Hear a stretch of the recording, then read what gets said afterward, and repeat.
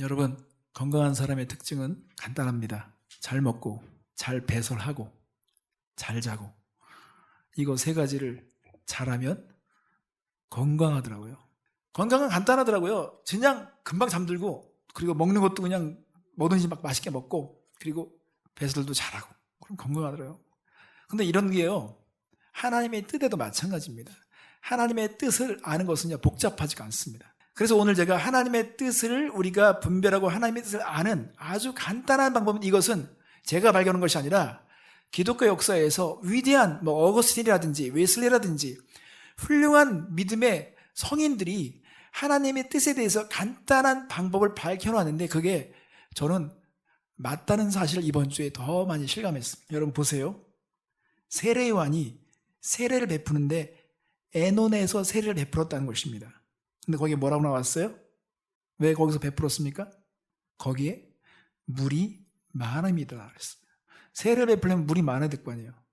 근데 요한이 에논에서 세례를 베푸는 데 있어서 어떤 성령의 지시를 받거나 어떤 하나님의 말씀을 성취하기 위해서 에논으로 간 게 아닙니다. 그냥 거기 물이 많았다는 것입니다. 이거가 되게 단순하지만요, 여기에 깊은 뜻이 있습니다. 여러분, 자식이 다 성장했는데 밥을 먹을 때마다 엄마한테, 엄마 이거 먹어도 돼? 이거 먹어도 되는 거야? 이거 먹지 말까? 이렇게 물으면 얼마나 짜증납니까? 그냥 아무나 먹어, 배가 고프면 다 내 거가 되는 것처럼 하나님의 뜻은 요거를 선택하라 이렇게 하라, 하나님이 그렇게 할 필요가 없어요. 그렇게 하고 싶지도 않으실 거예요. 중요한 것은 우리가 하나님의 뜻을 분별하기 위해서는요, 가장 중요한 게 뭐냐면요, 먼저 내가 하나님을 정말 사랑하느냐 하는 겁니다. 하나님을 정말 사랑하느냐, 사랑하라는 거예요. 하나님을 사랑해야 된다는 거예요. 내가 정말 하나님의 뜻대로 살고 하나님의 뜻을 분별하기 원한다면 먼저 내 마음 바탕 가운데 하나님을 정말 사랑하는지, 이 사랑하는 감정이 있는지, 내가 지금 이 사랑이 진행되고 있는지를 확인할 필요가 있는 것입니다. 그렇다면 내가 정말 하나님을 사랑한다면 내가 좋아하는 일이면 무엇인지 하라는 것입니다. 이게 여러분 너무 심플하잖아요. 하나님을 정말 사랑한다면, 하나님을 정말 사랑하고 있다면 내가 정말 좋아하고 즐거워할 수 있는 그 일을 하면 된다는 것입니다. 그러면 하나님은 나의 그 갈망과 내가 좋아하는 그 일을 하나님의 의지와 조화를 이루게 하시는 것이 하나님의 뜻이라는 것입니다. 여기에 대해서 오늘 제가 증거를 드리려고 하는 거예요. 세례 요한의 증거. 여러분, 세례 요한, 여러분님 보세요. 24절에 하면 요한이 아직 옥에 갇히지 아니하였더라. 세례 요한을 향한 하나님의 뜻은 세례 요한이 옥에 갇히는 것이고 목이 베이는 겁니다. 세례 요한이 그 하나님께서 정한 그 시간까지 하나님의 뜻 가운데 있었던 사실에 대해서 오늘 우리는 이 말씀을 이제 차근히 보면서 보게 될 것입니다. 자, 세례 요한이 정말 어떤 마음가짐으로 세례해 주고 있었을까요? 세례 요한이 어떤 마음으로 하나님의 뜻을 행하고 있었을까요? 에논으로 간 것 자체가 어떤 지시하심을 갖거나 구약의 어떤 예언을 성취하기 위해서 갔다는 의미보다는 세례 요한은 에논에 물이 많으니까 갔어요. 자, 그러면 세례 요한이 가지고 있는 그 사역에 대한 마음의 동기, 자세를 한번 보겠습니다. 얼마나 주님을 사랑했는가, 얼마나 주님을 기뻐했는가 보겠습니다. 25절, 이에 요한의 제자 중에 한 유대인과 더불어 정결 예식에 대하여 변론이 되었더니 그들이 요한에게 가서 이르되, 라삐어, 선생님과 함께 요단강 저편에 있던 이 곧 선생님이 증언하시던 이가 세례를 베풀매 사람이 다 그에게로 가도이다. 우리가 사역을 하다 보면요, 이런 상황을 꼭 만나게 되어 있습니다. 비교가 되는 상황, 시기와 경쟁과 질투를 내가 견뎌내야 될 상황이 있습니다. 세례 요한의 제자들이 유대인과 변론이 일어나는데, 정결 예식에 대한 변론이 일어나는데, 이렇게 얘기하다 보면 사람이 말다툼하다 보면 갑자기 그런 말이 튀어나올 수 있어요. 야, 이제 세례 요한 시대 갔어. 저거 봐줘. 너 기분 나빴을 거예요. 세례 요한의 제자들이. 그러니까 세례 요한의 시대가, 한 시대가 막 급부상하면서 사람들이, 정치인들, 군인들, 지도자들이 가가지고 막 경외감으로다 세례 요한을 보면서, 당신 예레미야입니까? 엘리야입니까? 당신 누굽니까? 그렇게 할 만큼 스포트라이트를 받았던 세례 요한이었는데, 세례 요한이 스포트라이트를 받다가 지금 예수님께 스포트라이트 이전되는 상황이기 때문에 세례 요한은 제자들이 이런 질문 앞에서 마음이 흔들릴 수가 있어요. 사실은요, 착잡할 수 있어요. 이게 오늘 우리가 사역하면서 겪는 거거든요. 어떤 사람이 사역을 막 잘하다가 갑자기 어떤 새로운 사람이 딱 등장하면서 모든 사람이 다 이쪽으로 쏠려. 그리고 이 사람이 막 인기가 높아져. 이런 순간은요, 내 사역 자체에 대한 동기를 평가받을 수 있는, 내가 어떤 정점에 섰을 때 내가 기쁨이라고 하는 것을 내가 어떤 포인트에서, 어떤 점에서 내가 기쁨을 내가 찾고 있는지, 이거를 하나님께서 보시고 싶은 것입니다. 세례 요한은요, 이렇게 대답합니다. 요한이 27절에 대답합니다. 만일 하늘에서 주신 바가 아니면 사람이 아무것도 받을 수 없느니라. 이게 뭡니까? 하나님이 그렇게 하시면 받아야 된다는 것입니다. 하나님이 그렇게 하시면 그건 좋은 거라는 것입니다. 이게 되게 중요한 거예요. 그래서 우리는 우리의 기쁨을 한번 잘 평가해 볼 필요가 있습니다. 내가 하나님의 뜻을 묻기 전에 내가 정말 하나님을 어떤 순수한 마음으로 사랑하는지. 그러니까 세례 요한은 비유를 하나 듭니다. 자, 내가 말한 바 나는 그리스도가 아니요 그 앞에 보내심을 받은 자라고 한 것을 증언할 자는 너희니라. 자, 신부를 취하는 자는 신랑이나 서서 신랑의 음성을 듣는 친구가 크게 기뻐하나니 나는 이러한 기쁨으로 충만하노라 했습니다.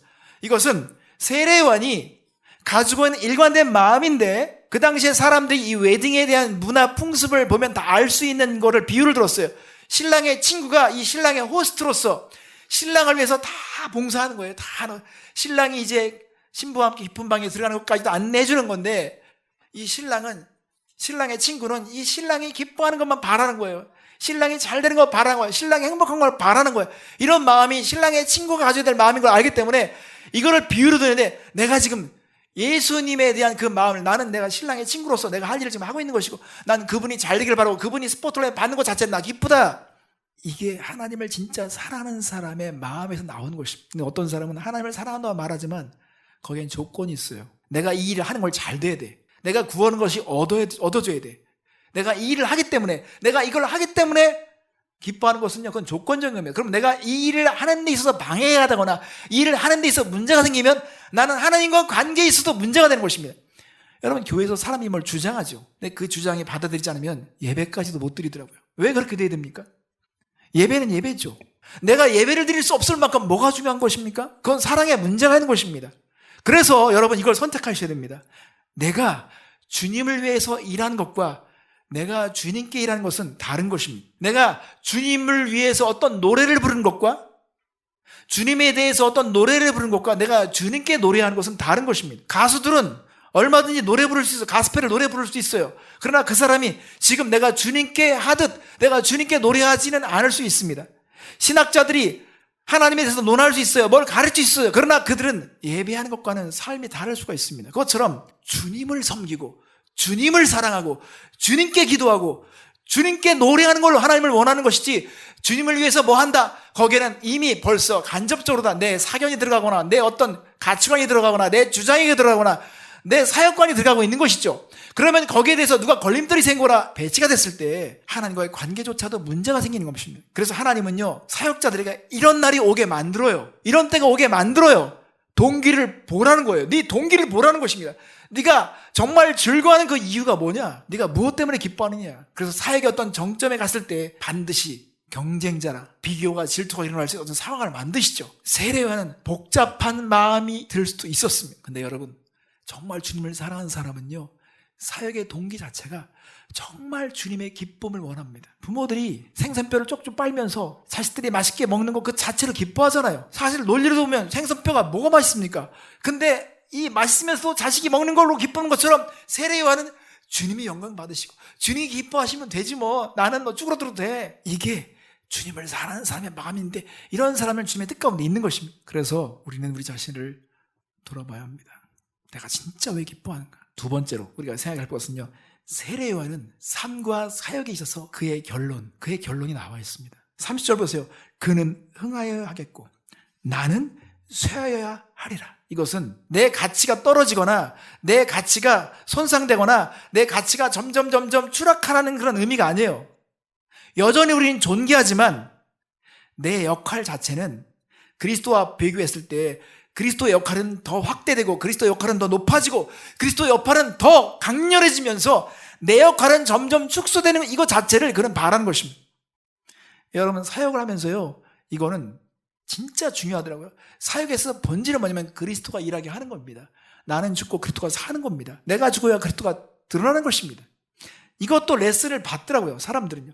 그래, 내가 하겠다고 막 하잖아요. 나중에 어그러지죠. 그래서 우리가 정말 주님을 사랑한다 하면 주님이 더 빛나고 주님이 더 높아지고 주님이 더 영광을 받으시는 이 일을 바라고 나는 내 역할은 축소도 그분이 받으시면 된다. 그러면 여러분, 자식들에게 바를 때 우리가 자식을 키우면서 자식들이 사람들에게 스포트라이트 받고 사람들에게 영향력 있는 존재로 막 인식되고 그랬을 때 부모들은 그거로 기쁨을 삼죠. 내가 막 얼굴에 주름살이 생기고 점점 몸은 쇠약하지만 기뻐하잖아요. 그것처럼 세례요한은 자신의 역할은 쭈그러들어도 좋다. 그분이 높아지면 된다.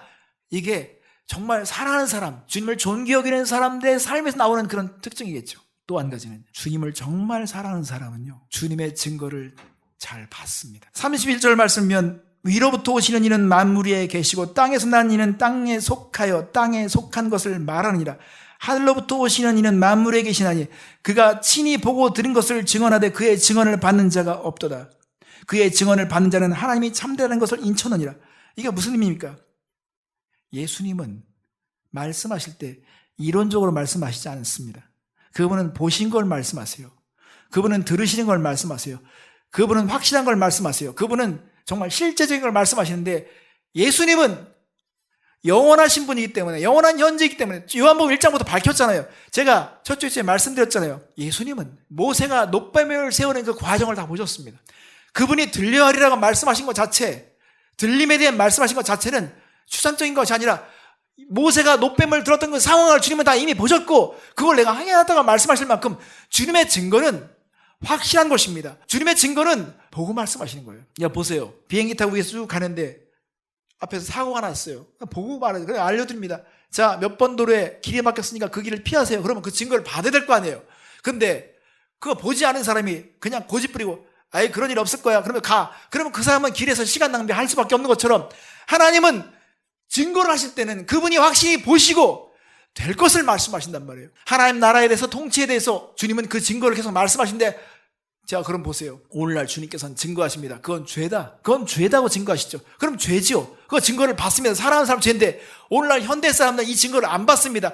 심리학적인 용어로 안 받습니다. 거부합니다. 핑계를 댑니다. 그건 우울증이야. 그건 정신질환 때문에 죄가 아니야. 사람들은 어떤 결핍이라고 말로 표현합니다. 그럼 그 증거를 안 받죠. 여호와를 기뻐하라. 여호와를 기뻐하면 저가 소원을 이루실 거다. 그러면 주님께서 이런 증거를 주셨으면 기뻐하는 것입니다. 기뻐해야 되잖아요. 그런데 저는 가정 환경이 기뻐할 수 없습니다. 저는 엮이는 가정에 태어나기 때문에 이미 상처와 열등감으로 가득 찼기 때문에 기뻐할 수 없는 걸 좀 존중해 주십시오. 증거를 받지 않습니다. 핑계를 댑니다. 전 태생이 우울해요. 하나님이 예수를 주셨을 때는 예수는 충분하기 때문에 주셨는데 사람들은 증거를 받지 않습니다. 이유를 댑니다. 난 그럴 수 없다는 것입니다. 그 부분에 대해서 존중해 달라는 것입니다. 여호와가 통치하시다. 그 통치는 온 땅에 충만하다. 그러면 어느 영역이 통치를 받지 않을 영역이 있습니까? 그래서 사람들은 어둠에 거하죠. 빛을 싫어합니다. 왜? 죄가 좋으니까. 성도 여러분, 우리는 증거를 받아야 합니다. 진심으로 증거를 받아야 합니다. 왜냐하면 누가 증거하느냐가 다르죠. 이거를 증거하는 분은 증거하는 건 보시고 말씀하십니다. 만유에 높으신 분이 말씀하신 것입니다. 성경의 증언을 우리는 믿음으로 받아야, 그게 사랑하는 것입니다. 사랑하는 사람은 증거를 받는다는 것입니다. 그렇다면 여러분 보십시오. 하나님의 뜻을 묻는 사람들은 하나님을 먼저 사랑해야 되는데, 그 사랑의 특징은 삶의 동기, 그가 무엇 때문에 기뻐하는가, 그가 결국은 인생을 사는 데서 그 결론이 뭔가, 뭘 위해 달려가는가, 뭘 간절히 바라는가, 그가 살면서 어떤 증거를 좋아하는가를 봤을 때 거기에 문제가 된다면 문제가 되겠죠. 그래서 결국 토해내는 거예요. 하나님을 사랑하지 않으면서 그걸 하나님의 뜻이라고 말하면서 그걸 하잖아요. 그러면 그것이 부해진 만큼 그것은 재앙으로 돌아오는 것입니다. 다 그건 배설할 수밖에 없는 거예요. 이거를 배우느라고 인생을 낭비하는 것입니다. 생각해 보세요. 어떤 남자와 살면 행복할 거라고 생각했죠. 살아보니까 늘 황홀합니까? 아니잖아요. 아무리 아름다운 영화배우를 할지라도 결국은 늙으면 쭈글쭈글해지는 거잖아요. 이건 인정하는 거잖아요. 껌딱지처럼 처음엔 달콤했지만 시간이 가면 다 맹숭맹숭해지는 것이 우리 인생입니다. 이것을 우리는 계속 겪고 있습니다. 근데 뭘 얻으면, 뭘 가지면, 어떤 집에 살면, 어떤 차를 가지면 내가 행복할 줄은 말하지만, 그러나 시간이 지나면 평범해지잖아요. 특별한 건 평범해질 수밖에 없습니다. 그러니까 이런 걸 우리의 삶에 겪고 있잖아요. 여기에 우리의 마음을 두거나 우리의 가치를 두거나 여기에 목매어 살면 결국은 하나님은요 반드시 교훈을 얻게 하십니다. 쓴 교훈을 얻게 하십니다. 다 쓰레기라는 걸 다 쳐버리게 만들어주십니다. 그래서 결국은 하나님을 사랑하는 마음을 먼저 만들고, 그리고 내가 좋아하는 걸 하라는 것입니다. 여러분, 갈보리 채플이라는 교회가 있는데, 우리가 보면은 갈보리 채플이 저쪽에 NIM 저쪽에 있어요. 척스미스 목사님이, 그 목사님의 1960년대 갈보리 그 채플이요, 어떤 일을 했냐면 1960년대 히피들, 마약하는 사람들을 목사님이 교회로 불러들였어요. 근데 이 사람들이 밖에서 막 담배 피다 들어와서 연주해. 장로님들이 막 뭐라고 그랬어요. 왜 저런 사람을 끌어들였냐. 그런데 여러분, 그들이 지금 미국에 30%의 대형 교회 지도자들이 됐습니다. 여기 그렉롤이라는 목사님이 하베스트 락 처치인데 그 담임 목사님도 그분의 제자예요. 근데 그 목사님이 그 지역에 왜 교회를 정했느냐고 물어봤을 때 그분이 그렇게 말하는 거예요. 나는 무슨 계시를 받거나 그런 거 없었다. 나는 서핑을 워낙 좋아하고 바닷가 가까이 서핑할 수 있어서 거기에 또 세례 줄 수 있고 젊은 사람이 많이 모이니까 나는 거길 정했다 이거예요. 무슨 내가 어떤 하나님께서 거기를 꼭 정해라, 거기서 하라 그런 지시를 받지 않았다는 것입니다. 하나님은 그를 사용해서 미국의 새로운 차세대 지도자를 세우셨습니다. 원리는 간단한 것입니다. 하나님을 사랑하고 그리고 내가 좋아하는 일을 하라는 것입니다. 이걸 하면 될까? 이걸 해야 되나? 그거 자체는 우선순위가 아니라 내가 내 마음과 내 정말 주님을 사랑하는가? 내가 오늘 이 순간에 주님께 노래할 수 있는가? 내가 주님께 직접 고백할 수 있는가? 내가 주님의 증거를 지금 받고 있는가? 내 삶의 사역의 동기는 무엇인가? 내가 어떤 일을 해야만 얻을 수 있는 기쁨이다. 그러면 그거는요 반드시 결과가 나타나게 되어 있습니다. 그 경쟁자가 나타나면 내 안에 시기심이 발동되겠죠. 교회 안에 설교를 잘하는 어떤 부사역자가 나타났다. 그러면 담임 목사님이 시기심이 발동되겠죠. 제가 이 교회를 혹시 사임에서 떠났는데 새로운 후임자가 와서 이 교회가 막 부흥했어요. 사람들이 아이고야 능력자가 왔어요. 그러면 그 전임자가 마음이 기뻐야 돼요, 안 기뻐야 돼요? 늘 뭘 기도했는데 이 교회가 부흥을 위해서 기도했고 성도들이 예배를 잘 기도했는데 후임자가 와서 이 교회에 부흥했다면 할렐루야 내가 그 바랬던 것처럼 세례요한이 지금 그런 마음을 말하는 거야. 나는 원래 그리스도를 증거했고 그리스도가 빛나길 원했던 건데 잘 됐지. 제자들에게 말한 거예요. 그리고 제자들을 예수님께 인수인계합니다. 예수님의 제자들 가운데서 세례요한의 제자들이 거기에 편입된 겁니다. 저는 2020년 여러분들이 하나님의 뜻을 묻고 분별하기 이전에 이 원리를 꼭 기억하십시오. 먼저 하나님을 사랑하십시오. 마음을 다해서 사랑하십시오. 근데 이게 추상적이라면 돌아보십시오. 나는 내가 정말 기뻐하는 이유가 뭔가? 뭐 할 때 기뻐하는가? 내가 내 삶의 목적이 무엇인가? 그리스도와 관계에서는 무엇이 목적이 무엇인가? 그리고 나는 증거를 어떤 태도로 받고 있는가? 하루도 말씀을 펴지 않으면서 하나님의 뜻을 묻는다면 그건 증거를 받지 않겠다는 것입니다. 사랑하면 음성을 듣고 싶죠. 세례요한은 태 속에서부터 즐거워했어요. 6개월 됐을 때 마리아가 오니까 그 엘리사벳 뱃속에서 막 기뻐 뛰는 것이 성경에 증언하고 있다고 있어요. 누가복음에서. 그만큼 세례요한은 주님을 기뻐하다가 간 인생입니다. 주님을 증언하다 간 인생입니다. 저는 세례요한의 삶 자체는 굵고 짧았죠. 목이 잘릴 때까지 그는 주님을 그리스도를 증언하다 갔어요. 그러니까 세례요한에 대해서 하나님은 세상 사람에게 증언해주고 싶은 거예요. 세례요한, 그러니까 주님의 증거를 잘 받는 사람은 그 삶 자체가 누군가의 또 증거의 도구가 된다는 것입니다. 저도 결심할 것입니다. 주님을 마음을 다해서 사랑할 것입니다. 그리고 제가 좋아하는 일, 주님을 노래하고 예배하고 그 노래를 쓰고 성도를 하나님 임재 가운데 이끌고 주님의 마음을 대변해 줄 수 있는 일이 저에게 즐거움이기 때문에 저는 그 일을 할 것입니다. 물론 장소가 문제되겠죠. 기도해 주십시오. 교회가 새로운 거처가 필요하다면 하나님께서 인도해 줄 것이지만 우리가 정말 즐거워 사람을 사랑한다면 하나님은 환경을 만들어 줄 거라고 저는 생각합니다. 우리 자녀들도 예수 그리스도를 마음을 다해서 사랑할 수 있었으면 좋겠습니다. 그래서 지혜가 넘쳐나서 그 아이들이 정말 지혜롭게 분별하고 그래서 삶에서 주님이 주시는 복을 경험하는 사람이 됐으면 좋겠습니다. 함께 이 시간에 기도하겠습니다.